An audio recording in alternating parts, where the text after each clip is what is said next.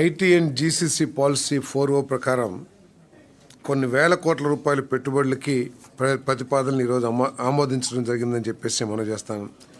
Visakha reality limited విశాఖపట్నంలో AP IT మరియు GCC policy కింద 3 మిలియన్ అంటే 30 లక్షల స్క్వేర్ ఫీట్ విస్తీర్ణంలో 3 స్టేజెస్లో గ్రేడ్ ఏ ఐటీ పార్క్ని అభివృద్ధి చేయడానికి ఈ విశాఖ రియాలిటీ లిమిటెడ్ ఒక ప్రతిపాదన చేసింది. అంటే వారి సొంత స్థలంలో వారే చేసుకుంటారు.